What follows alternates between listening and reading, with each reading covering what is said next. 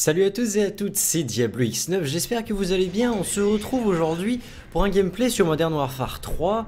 Mais cette vidéo va s'appliquer à n'importe quel Call of Duty. Je prends un gameplay de Modern Warfare 3 parce que je me tue à essayer de vous proposer un bon gameplay dessus. Alors je vous rassure tout de suite, rien d'exceptionnel, une petite mêlée générale.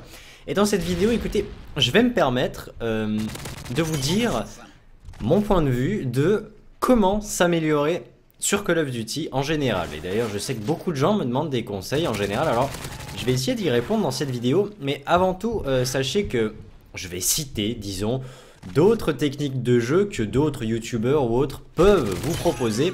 En l'occurrence, moi il y a un youtubeur en particulier que je vais cibler en quelque sorte, ça va pas être le but hein, mais je vais en parler. J'ai essayé de lui demander si c'était possible de le citer ou pas. Malheureusement il est parti de Skype avant, donc j'ai pas pu avoir son autorisation, donc je ne le citerai pas. On va pas jouer à où est passé Charlie, etc. C'est pas Scotland Yard, on va pas s'amuser à savoir de qui je parle.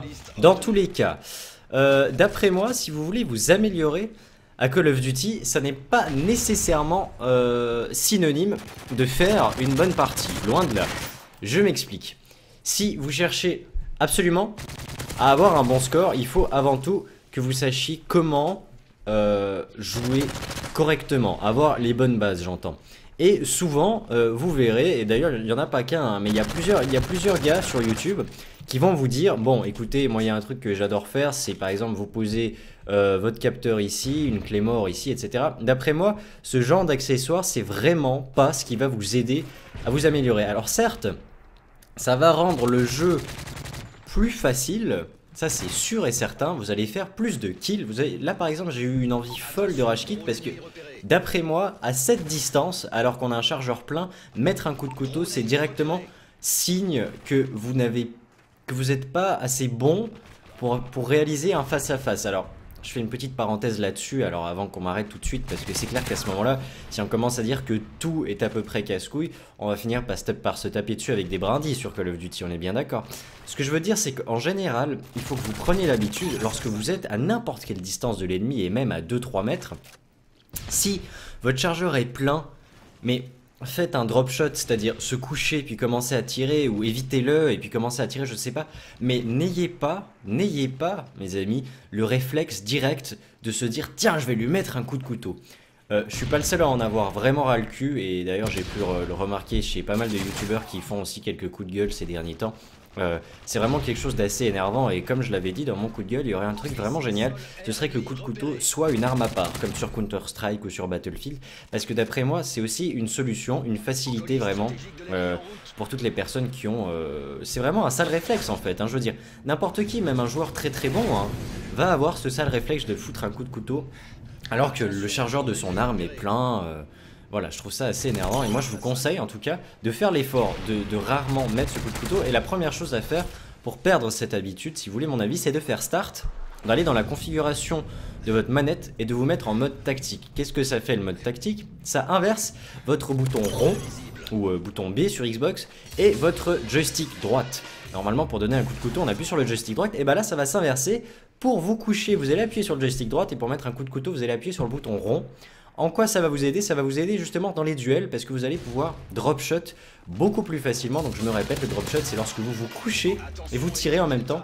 En l'occurrence sur Modern Warfare 3 c'est très difficile encore une fois à cause de ce temps de retard. Dans le sens où, pour ma part en tout cas, vu que je suis souvent l'hôte, les mecs en face ont toujours une toute petite avance. Donc au moment même où je commence à me coucher, lui il a déjà commencé à tirer, donc très souvent je me retrouve à perdre en duel, hein, je ne vous le cache pas. C'est surtout sur les autres Call of Duty que ça vous aidera, ça c'est sûr et certain. Maintenant je reviens à ce que je disais tout à l'heure. Par exemple, je vous donne un exemple super simple. Je suis quelqu'un de très très mauvais en allemand. Voilà, c'est une langue que j'arrive pas à me faire rentrer dans la tête, et par exemple quand j'ai un voc à apprendre, j'y arrive pas. Alors, il y a une solution qui est la moins bonne, c'est d'arriver devant l'examen, de ne rien avoir étudié, et d'avoir, je sais pas moi, imaginons un pognon caché quelque part, et vous remplissez votre examen entier grâce au pognon. Mais c'est génial, parce que vous avez eu 6, ou non, vous avez eu 20 sur 20, félicitations, mais finalement après, quand vous allez dans la rue à Berlin, vous saurez pas dire un seul mot en allemand. Peu importe les bonnes notes que vous aurez eues à l'examen, voilà, bah là c'est la même chose.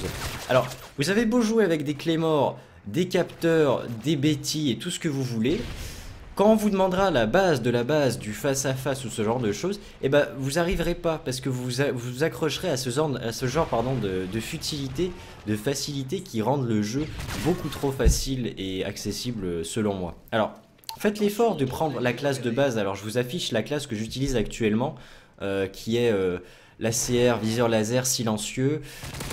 Écoutez, là, je l'ai pas sous les yeux directement. Je vais vous dire ça, 2 petites secondes. Non, je l'ai pas, enfin je la ferai apparaître, voilà, je la ferai apparaître. Je joue en spécialiste, on s'emmerde pas avec les killstreaks. Moi, écoutez, si moi je devais faire un Call of Duty, il y aurait même pas de killstreak. Donc c'est simple.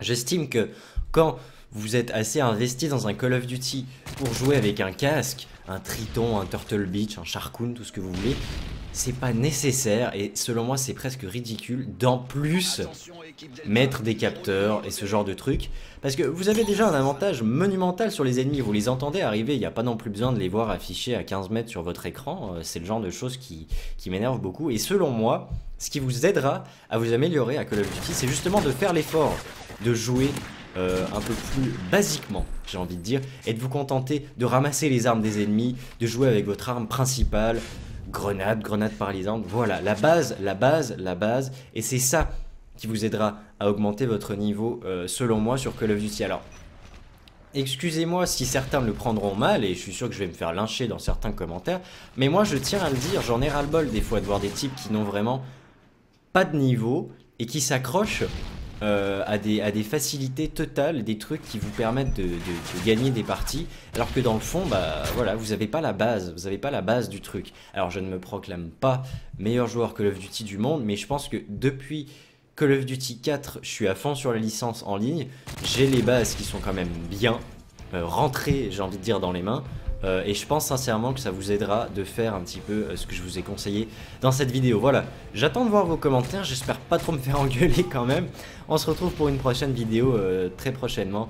Et puis voilà, petite parenthèse, je risque de faire de plus en plus de vidéos tutoriels sur Sony Vegas, etc.